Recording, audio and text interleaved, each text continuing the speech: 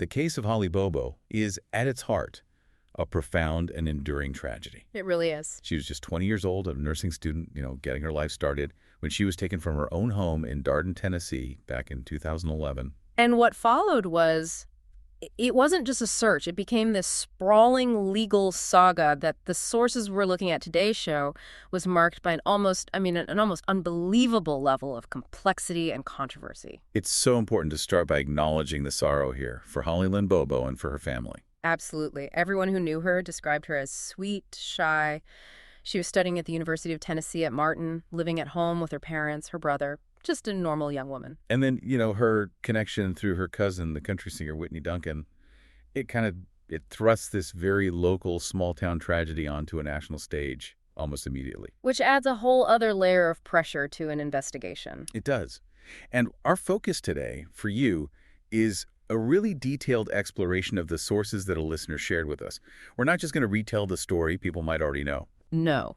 We're going to try and extract the most critical nuggets of information about the procedural battles, the evidentiary problems, and the core legal controversies that make this case such a powerful and, frankly, a very disturbing study. So the basic facts for anyone who isn't familiar. Holly disappeared on April 13th, 2011. And it took 3.5 years, 3.5 agonizing years for her partial remains to be found in September of 2014. Her death was ultimately ruled a homicide. Specifically, a gunshot wound to the back of the head. And what really defines everything that happens after the abduction is the chaos. The sources just lay it bare. This was an investigation plagued by constant conflict. Internal and external conflict. Exactly. You have conflicting initial evidence, you have multiple suspects whose stories just completely change under interrogation, and then, this is the most unusual part, a public, formal severing of ties between the state's main investigative body, the TBI, and the district attorney's office. It's extraordinary. The more we look into these sources, the clearer it becomes that the conviction that was eventually secured, it was built on a foundation of constantly shifting sand. A very good way to put it. Okay, so let's unpack the morning of the abduction. This is April 13th, 2011. The initial sequence of events, seen mostly through the eyes of Holly's brother, Clint Bobo, is absolutely pivotal. It is because it establishes the physical description of the abductor that for years dominated the entire investigation. Holly was, by all accounts, very motivated. She was up at 4:30 in the morning to study for an exam. Her parents had already left for work, so she and her brother were the only ones at the house when everything started to happen around 7:30 a.m. Right. At 7:30, she's on the phone with her boyfriend, Drew Scott. He was out turkey hunting nearby. And that call lasts for about 12 minutes. When that call ends, that is the last time anyone successfully communicates with Holly Bobo. Any subsequent calls, any texts, they all just went straight to voicemail or were unanswered. So we have this incredibly narrow window between roughly 7:42 a.m. and the time police arrive. That's when the crime had to have occurred. It's an unbelievably tight timeline, and it's just filled with confusion from the very start. Almost immediately after that call with her boyfriend ends, a neighbor hears a scream from the direction of the Bobo residence. And that neighbor acted fast, called his mother, who then called Holly's mother, Karen, at her job. And at the same time, inside the house, Holly's brother Clint is woken up. Not by the scream, but by the family dogs barking frantically. This is where the tragedy of misinterpretation really begins. Clint looks out into the garage area, and he sees Holly. She's kneeling on the floor near a man. And this is the critical point. His first assumption, the one he testified to repeatedly. He thought it was Drew Scott, her boyfriend. Exactly. He sees them talking. He notes that Holly sounds, quote, very upset and heated. The only words he could really make out were Holly saying, "No, why?" So you can see how he'd make that mistake. It looks like a young couple having a really bad fight, maybe a breakup. It's a devastating, but you have to say, an understandable assumption. Until his mother calls. That interpretation is just instantly, horrifyingly corrected. Karen, Holly's mother, she's just received that concerning call from the neighbor about a scream. So she immediately calls home. Clint tells her what he sees, Holly and a man in the garage. And her maternal instinct just kicks in. She has this terrible sinking feeling that this is not a boyfriend dispute. And the sources detail the shock of her instruction to her son. She says, "Clint, that's not Drew. Get a gun and shoot him." Can you even imagine? Clint's reaction was apparently just disbelief. He said something like, "You want me to shoot Drew?" It's a moment of pure horror. Yeah. And it completely shatters Clint's perception of what he's seeing. He looks outside again, but with fresh eyes this time, and he realizes The man is physically larger than Drew Scott. It's not him. This is an abductor. He then watches as this unknown man quickly walks Holly, who is still sort of kneeling or struggling, into the woods nearby. Clint, now following his mother's frantic instructions, he goes and gets a loaded pistol, but before he goes after them, he checks the garage. And that's when he finds it. Blood stains on the concrete floor. Blood stains that were later confirmed to belong to Holly. This confirmed it was a violent abduction. That's when he called 911. Police were there just 10 minutes later, but by then, they were gone. Holly and the abductor had vanished. And the description Clint gave to those first officers on the scene, it became the single most important piece of physical evidence for investigators for the next few years. He was incredibly specific. The man was between 5 feet, 10 inches, and 6 feet tall, weighed somewhere between 180 and 200 pounds. And crucially, he noted the man had dark hair that was long enough to cover his neck, and it was sticking out from under his cap. The suspect was also dressed head to toe in camouflage. Clint described it as either mossy oak breakup or some kind of leafy wear, and the voice he heard. He noted it was very deep and low. We really have to hold on to this description because it becomes one of the single biggest points of conflict in the entire case down the road. It really does. Now, beyond the human witness, we can also track the non-human evidence. Holly's cell phone. The pings immediately after the abduction provide this compelling objective confirmation of the direction of travel. The pings show the device moving rapidly away from the home tower. It's heading north. Right, north toward Interstate 40. And this is where it gets really interesting. The phone stops moving for a significant amount of time, somewhere between 20 and 30 minutes, in a very specific wooded area. An area that, as we'll discuss, turned out to be incredibly close to where her remains were discovered years later. So what does that stop imply? Well, it suggests something significant happened there. The abductor paused the journey, maybe to dispose of evidence, maybe to dispose of the body, or just to reassess his plan. And after that half-hour pause, the phone starts moving again. But this time it's heading south, and it's using a different, more winding route. The final pings were registered in the area where the phone itself and its detached SIM card were later found. It strongly suggests the abductor deliberately disabled the phone's tracking capability at that point. The entire trajectory suggests someone who knew the area, knew the back roads, and someone who is making a conscious effort to cover their tracks and prevent being followed. It suggests a degree of planning. The initial phase of that investigation was just massive. Hundreds of searchers were out there. But they only produced these scattered personal items that, tragically just confirmed how quickly Holly had disappeared. They found her lunchbox, a receipt, her school ID card, and then, as we mentioned, her cell phone. And the fact that the SIM card had been manually removed and was found separate from the phone itself. What does that suggest to you? Well, it suggests one of two things. Either panic, a frantic effort to destroy evidence, or conversely, a very calculated, methodical step to erase the digital trail. It's hard to say which. Now, the immediate focus of the Tennessee Bureau of Investigation, the TBI, it's centered very intensely on one man, Terry Britt. And it's so important to understand why he was their primary suspect right out of the gate. He was a registered sex offender, and he physically matched Clint Bobo's description of the abductor, the height, the weight. And crucially, the sources note he allegedly had a history of stalking blonde women.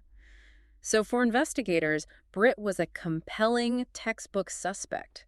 He fit the profile perfectly. And the TBI invested heavily in this. They got warrants, they wiretapped and searched Britt's home. They were really trying to build a case against him. But for reasons that aren't entirely clear in the early stages, he was never formally charged with Holly's murder. The investigation eventually just moved on from him.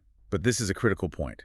This initial intense focus on a very plausible suspect, Terry Britt, it becomes absolutely central later on, when the men who are eventually charged present all these glaring inconsistencies. The fact that law enforcement had a solid description that matched a known offender who fit the profile becomes the entire backbone of the defense's argument years later. So the case goes cold. It remains a frustrating, agonizing missing persons investigation for 3.5 years. It's just an unimaginable length of time for the family and the entire state of Tennessee, really. That search finally, tragically, came to an end in September of 2014.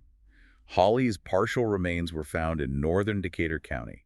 It was nearly 20 miles from her home in Darden, in a very remote, wooded area just off that I-40 corridor we talked about with the phone pings. The discovery itself was random. It was unexpected. It was made by a couple of ginseng hunters. One of them, Larry Stone, he testified about it. He described coming across this large old bucket just sitting in the woods. And when he turned it over, He saw a human skull underneath it. He then looked around and spotted the rest of her scattered, partial remains spread out nearby on the ground. it's also worth noting the specific location. The sources are clear. This was on property owned by a family named Tubbs. That's a really important distinction because early, inaccurate media reports, fueled by the later arrests, sometimes claimed the remains were found on property belonging to the suspects. Which was completely false. Completely false. But it's an example of the kind of misinformation that just added to the public confusion surrounding the case. The remains they recovered were partial, but they were crucial. They had the skull, teeth, several ribs, and one shoulder blade. And the skull provided the definitive evidence of homicide. Forensic analysis confirmed a bullet hole. The entry point was the back right side of her head. The bullet exited through the front left side, and it fractured her left cheekbone in the process. So this confirmed it. Death by a close-range gunshot to the head. It ruled out any possibility of an accident and confirmed the violent nature of the crime. So after the discovery of the remains, the case is officially a homicide, and the investigation starts to focus on this new group of individuals. And the path to their arrests was winding and just deeply controversial. It's what generated these conflicting narratives that ultimately undermined any sense of certainty about the conviction. 6 men were implicated in total, to varying degrees. And just to keep it clear for you, we can sort of categorize them. You have the core group, Zach Adams, who is the primary defendant and the one who was ultimately convicted. You have his brother, John Dylan Adams. Then there's Jason Autry, who becomes the crucial witness whose testimony secures that conviction. Then we have Shane Austin. He was central to the early narrative, but tragically committed suicide. And finally, Jeffrey and Mark Piercy, 2 brothers who faced charges for a while that were eventually dropped completely. Right. And this is where the entire legal strategy for the state pivots. It moves away from forensic science because they didn't have any, and it becomes all about the shifting story of one suspect. Dylan Adams. John Dylan Adams. The investigation somehow led to his arrest on some unrelated federal weapons charges. And it was only after he was arrested and in custody that he told police he had information about Holly Bobo. He claimed he saw her alive at his brother Zach's home shortly after she was abducted. So let's detail this. Let's call it the first narrative, because this became the initial blueprint for the prosecution, even though it was drastically altered later on. So what did Dylan claim? Dylan claimed that on the afternoon of April 13th, 2011, he went to his brother Zach's house to pick up his truck. He said he saw Holly Bobo sitting in a green chair in the living room, and she was wearing a pink T-shirt. He also said Jason Autry, the man who would later become the state's star witness, was there, just standing nearby. He went even further. He described what his brother Zach was wearing: camouflage shorts, a black cutoff T-shirt, and green Crocs. And then he made this sensational claim. The video. The video. Dylan claimed that Zach admitted to him that he had raped Holly and had videotaped the assault. And that allegation of video became this massive distracting element in the public's perception of the case for a long time. And immediately there was a major problem with this confession, a problem that really set the stage for all the credibility issues to come. Dylan Adams later fully recanted this entire story. He alleged she was coerced by investigators. We'll get into the details of that later. And he claimed the whole statement was false. Even more critically, the narrative he gave police initially was, as the sources say, vastly different from the version the prosecution used 3 years later at Zach's trial. It was a completely different story. And that alleged videotape of the assault, the centerpiece of his first claim, it was never found. Despite the TBI exhaustively analyzing over 20 different cell phones recovered during the investigation. So from the very beginning, the state's case is built on a confession that is immediately recanted and contains a spectacular claim about evidence that doesn't exist. Exactly. And then you have the tragic role of Shane Austin. Phone records placed him in contact with Zach Adams multiple times during those critical hours of the abduction.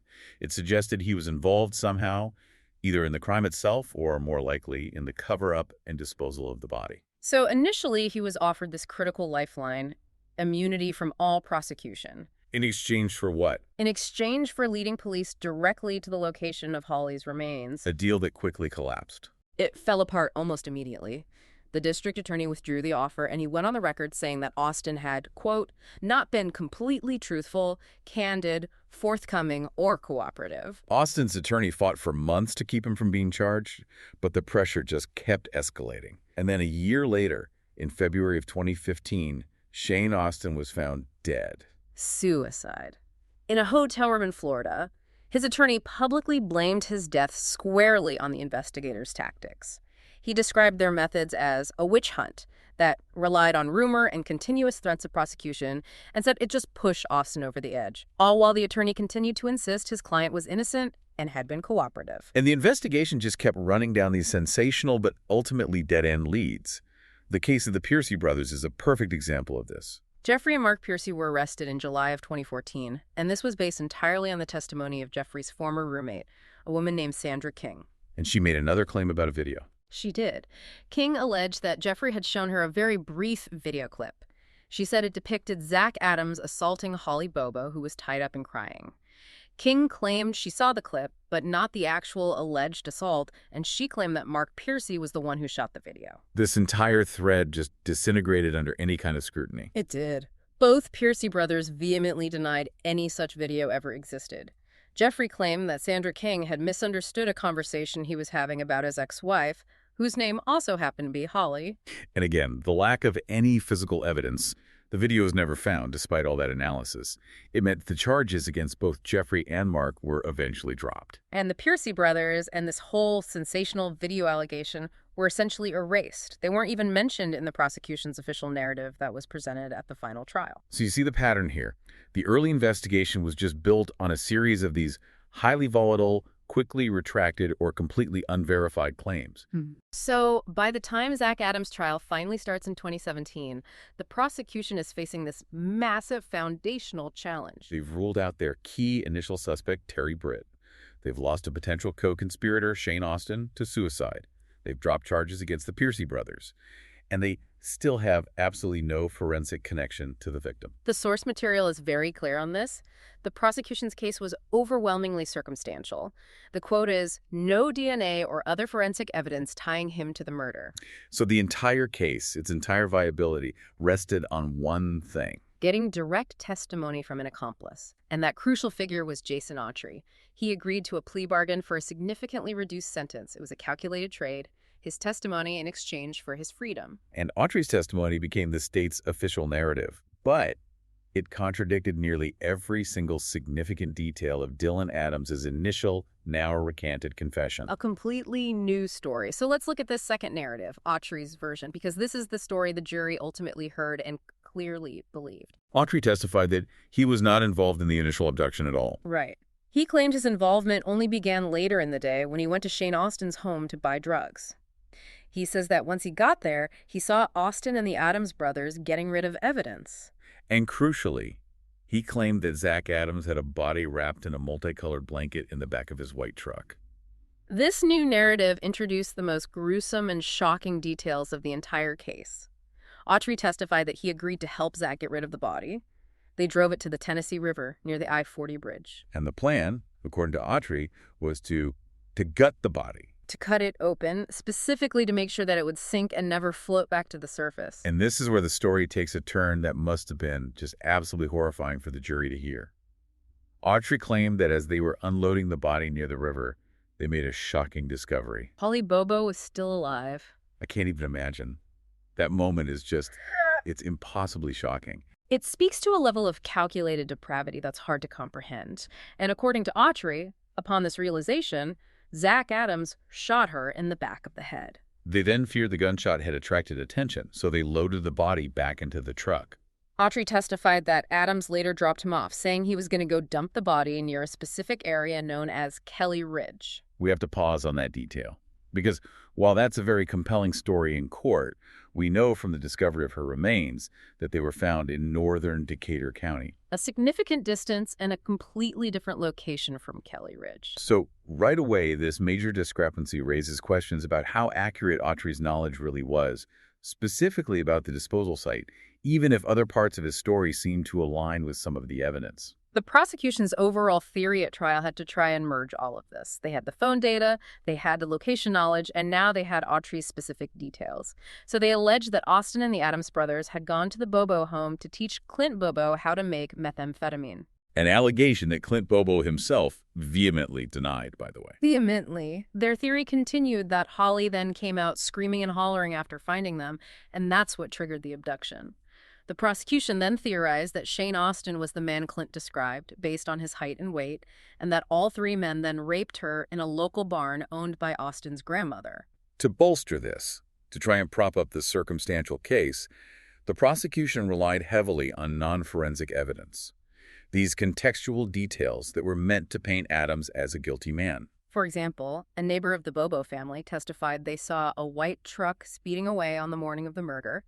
Zach Adams drove a white truck, so that was presented as a link. There. And then there was the explosive testimony from Zach Adams' girlfriend at the time, Rebecca Earp. This was incredibly damaging. She testified that Adams threatened her during an argument.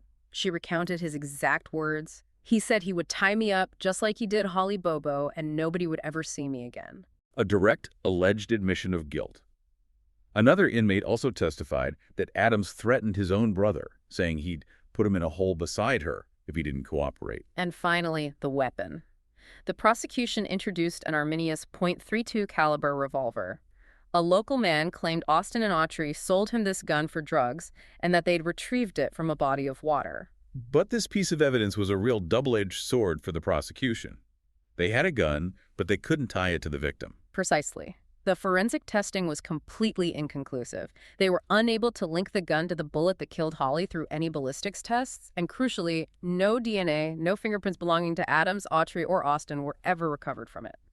So without a definitive ballistics match, the gun just remained circumstantial. It only proved that the men possessed a gun at some point, not the murder weapon. The fact remains that conviction was secured almost entirely through the testimony of Jason Autry, a plea bargaining accomplice. So Zach Adams' defense. They mounted an aggressive, very detailed counterattack. Their argument was that Adams was, quote, 100% innocent.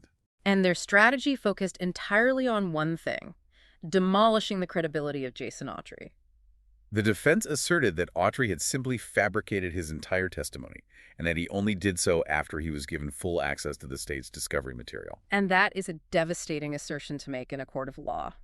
The claim was that Autry, who was a career criminal looking for a way out of a long sentence, simply reviewed all the known facts, the cell phone data, the locations, the witness statements, and then he engineered his elaborate story to sync up perfectly with the evidence the state already had. Making it sound credible when, in fact, the defense argued it was a manufactured lie designed for one purpose, to secure his reduced sentence. And this assertion was backed up by numerous physical inconsistencies that directly contradicted Clint Bobo's original eyewitness description. We go right back to that crucial starting point. 5'10" to 6 feet tall, 180, 200 pounds, dark hair, camouflage. The Adams brothers and Jason Autry.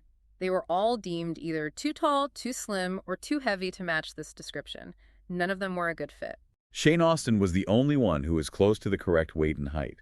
But Clint had described a man with long, dark hair, and Shane Austin had short, very recognizable red hair. The key suspects just did not physically match the only direct eyewitness account of the abduction. And to further discredit the prosecution's entire theory, the defense brought in a powerful and very unexpected witness. Former TBI agent Terry Dekas, the man who was originally the lead investigator on the case. He testified for the defense. And in doing so, he revealed this significant internal conflict within the investigation's own history. He stated on the stand that he had actually ruled the charged men out early on based on concrete evidence that the TBI itself had gathered. This is stunning testimony. It is. And Dekas outlined several key reasons why he had dismissed the Adams and Autry group. First, Shane Austin, who the prosecution eventually theorized was the abductor Clint saw. He passed a polygraph test. Second, the alibis provided by the Adams brothers and Autry, they had initially checked out when Dekas first investigated them. And third, and this is maybe most damaging to the timeline, Dekas highlighted major conflicts in the cell phone data. He stated that the phone records placed Zach Adams and Holly Bobo several miles apart during the critical time frame of the abduction. Furthermore, a defense expert had analyzed Jason Autry's story.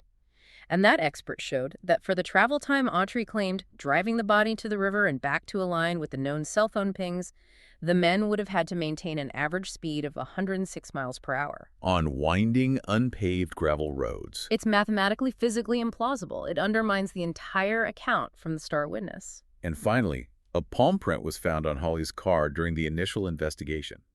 Forensic analysis of that print ruled out the Adams brothers and Jason Autry as the source. So you have the original TBI lead investigator standing on the witness stand and effectively telling the jury, we already ruled these men out based on alibis, polygraphs, cell phone data, and physical prints. Based on this profound internal conflict, the defense attorney aggressively contended that the original primary suspect, Terry Britt, was the actual killer. They didn't just mention him. They resurrected the TBI's own initial findings to paint this detailed picture of an alternative, plausible culprit who actually fit the physical facts of the case.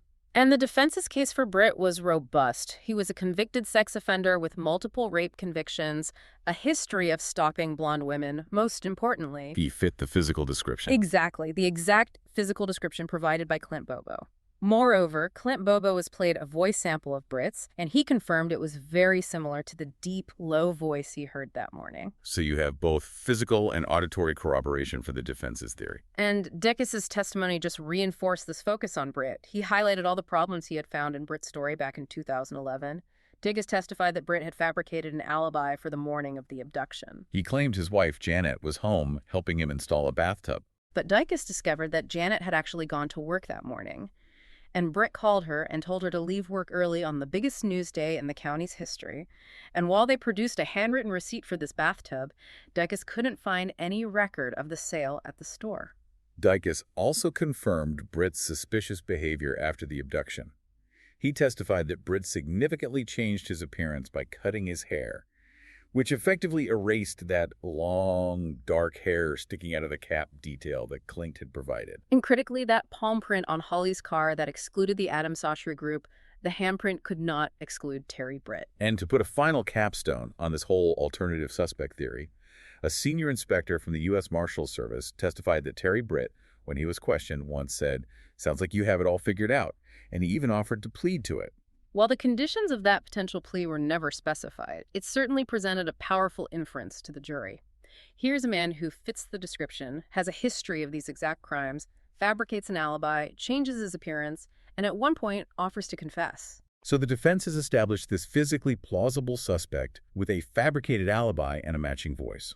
Which begs the question, why did the prosecution risk their entire case and ignore the internal findings of their own state investigators on the shifting, mathematically impossible testimony of a confessed accomplice like Jason Autry? And the answer, it seems, lies not just in the evidence, but in the extraordinary procedural breakdown that occurred between the state agencies themselves. The procedural history of the Bobo case is, it's probably the most shocking element in all of these sources. We are talking about a level of public internal warfare between state agencies that is highly unusual and, frankly, deeply concerning for the integrity of an investigation. The conflict really centered around the district attorney, Matt Stowe. He was elected in the summer of 2014, and he himself acknowledged that his election was likely due, in part, to massive public skepticism over the arrests that had been made and the complete lack of clarity in the legal process up to that point.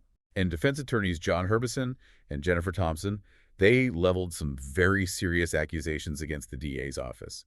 They alleged blatant stonewalling and strategic manipulation of the court process itself. Their main argument was that the DA was strategically charging and then dropping charges against men like Dylan Adams and Mark Piercy for a very specific reason: to avoid preliminary hearings. And this is a critical point that you need to understand. Why would a prosecutor want to avoid a preliminary hearing? Well, a preliminary hearing requires the prosecution to show their hand, legally speaking. They have to produce a bill of particulars. They have to present some of the evidence to establish that they have probable cause to move forward. By dropping the charges, the DA could then immediately refile them in a different court, the circuit court, where the defendants were no longer entitled to that preliminary hearing. The defense saw this as a procedural trick, a way to avoid legal scrutiny and to delay their discovery obligations. They called it playing games with the judicial process. We see this maneuver play out explicitly with Dylan Adams. Evidence tampering charges against him were dropped just days after he was also charged with rape. And Harbison argued this was done specifically to shift the case from General Sessions Court to Circuit Court, bypassing the preliminary hearing he was entitled to. A similar pattern happened with Mark Piercy. A scheduled hearing was postponed. Then, right before the rescheduled date, all the charges against him were suddenly dropped. The state's explanation was that it was due to some unrelated federal charges, an explanation Harbison argued was either disingenuous or just ill-informed. He suggested the state simply didn't have the evidence to proceed under examination. And beyond this strategic charge dropping, the defense complaints about the sheer lack of discovery were relentless. They were constant. Jennifer Thompson testified repeatedly that evidence the prosecution publicly claimed to have was just never turned over. The most notable example being that DA Matt Stowe had publicly declared that because Holly was menstruating at the time of her abduction, there was, quote, a lot of DNA evidence recovered in Zach Adams's home. And Thompson stated emphatically on the record that no DNA evidence was ever turned over to the defense counsel. It was never produced in court against Zach Adams. The prosecution was publicly promising these forensic links that they either could not or would not deliver. This systemic failure to disclose evidence led to direct judicial intervention. It did. In December of 2014, a full 9 months after those high-profile arrests, Judge Creed McGinley forcefully expressed his intense frustration with the lack of progress. He stated publicly, "I am absolutely out of patience with these cases not moving." And he went beyond just frustration. He issued strong, specific orders. He demanded that a bill of particulars detailing the case against Zach Adams be filed within 7 days, and he demanded the immediate discovery of all forensic results. And yet, the sources document that the prosecution largely ignored both of the deadlines set by the judge. This procedural conflict just kept escalating, and it reached its absolute apex following that December 2014 hearing. The dispute over how the case was being handled got so bad that the TBI, the state's primary investigative body, took the almost unprecedented step of briefly dropping its investigation entirely and formally, severing all investigative ties with the entire judicial district. This is a massive institutional collapse. It's a meltdown. The TBI's extreme reaction was triggered by direct accusations from District Attorney Stowe. Emails that were later revealed showed Stowe had claimed the TBI was compromising the case by proceeding so slowly that the culprits were always one step ahead. But the accusations went even further than that. He also claimed the agency was leaking information and possibly covering up evidence. When your state investigators and your prosecutors are publicly accusing each other of criminal misconduct and sabotaging a murder case, you don't just have tension, you have an outright crisis of confidence. It effectively ground the official investigation to a halt. The TBI refused to work with the DA's office. The only thing that allowed the case to proceed was Stowe's eventual recusal from the Bobo case entirely. A special prosecutor, Jennifer Nichols, was appointed to take over. And that act allowed the TBI to resume its work. But the shadow of all those accusations, of compromised evidence, of misconduct, of stonewalling, it just hung over the case as it finally, years after the abduction, limped toward trial. So, despite all of this, the staggering evidentiary and procedural conflicts we've detailed, the lack of forensic links, the credible alternative suspect, the internal state conflict, Zach Adams was ultimately found guilty. Guilty on all charges. First-degree murder, especially aggravated kidnapping and aggravated rape. This was in September of 2017. He was sentenced to life without parole plus 50 years. Meanwhile, his brother, Dylan Adams, the one who provided that problematic initial confession that started all of this, he entered an Alford plea in January of 2018. This is a crucial legal concept, and it's important for you to understand it. An Alford plea allows a defendant to maintain their innocence. They don't have to admit to the criminal act. But they formally concede that the prosecution has enough evidence, whether it's reliable or not, that a jury could reasonably find them guilty. So he takes the deal. He's sentenced to 35 years, to be served concurrently. Now, the claims surrounding Dylan's initial confession are extremely troubling. They go right to the heart of coercion and unreliable testimony. His family alleged there was extensive pressure during the interrogation process. The claims included keeping him awake for long periods all night without food or drink until he reportedly just broke down and asked, "What do you want me to say?" His mother provided even more concerning detail. She alleged that a TBI agent was actively guiding his answers during the confession. She said, "You've got this PBI agent saying, 'Don't you mean this? Don't you mean it happened like this?' And no, Dylan, it went down like this." It paints a picture not of a free confession, but of an answer being supplied by the interrogator and simply repeated by the subject under extreme duress. And on top of all that, there was the highly unusual, arguably unethical, technique used with his federal gun charges. The prosecutor arranged a deal where Dillon would get a no-jail plea on the gun charges, but only if he agreed to move in with a retired police officer named Dennis Benjamin, a man Dillon did not know. Just 5 weeks after he moved in with this retired cop, Benjamin called 911 to report that Dillon wanted to confess to Holly's murder. That entire arrangement, which essentially isolated Dillon and facilitated this highly sought-after confession, it came under intense scrutiny as a manipulative tactic that just exploited Dillon's vulnerability to get the result they wanted. But the truly devastating blow to the conviction's entire foundation came from the state's key witness, Jason Autry. After testifying against Zach Adams, Autry accepted his plea deal. He got a reduced sentence of just 8 years, which was time served, and he was released in September of 2020. That was the massive benefit he received for his testimony. The critical new information emerged after his release. Jason Autry fully and publicly recanted his entire trial testimony against Zach Adams. He didn't just walk it back. He confirmed that the story he told the jury was a fabrication from start to finish. He admitted he simply repeated his known daily routine from that day and then, in his words, added Holly to it to secure his freedom. He openly confessed that having access to all the evidence through the discovery process, the exact material the defense claimed he used to tailor his story, is what enabled him to synchronize his false narrative with the known facts. The cell phone pings, the locations, the time frames, he used their own evidence to build his lie. So what this means is that Zach Adams' conviction, a conviction that lacked any corroborating forensic evidence, now rests entirely on a story told by a man who admits he manufactured that story to get out of jail. And this retraction is the focus of serious, ongoing legal action. Zach Adams filed a petition in January of 2024 to have his conviction overturned, based entirely on Jason Autry's recantation. Which, if you think about it, effectively removes the sole piece of direct evidence that ever linked him to Holly Bobo's murder. So, looking back at this comprehensive stack of sources that we've just reviewed, what stands out most clearly is the profound instability of the evidence and the process that was used to get this conviction. You have a confirmed homicide, a devastating loss for a family and a community, and yet the successful prosecution was built entirely on a series of highly inconsistent and ultimately retracted confessions from individuals who all received significant benefits in exchange for their testimony. Exactly. The most critical information we've extracted today really concerns that glaring lack of forensic evidence tying the convicted men to the murder.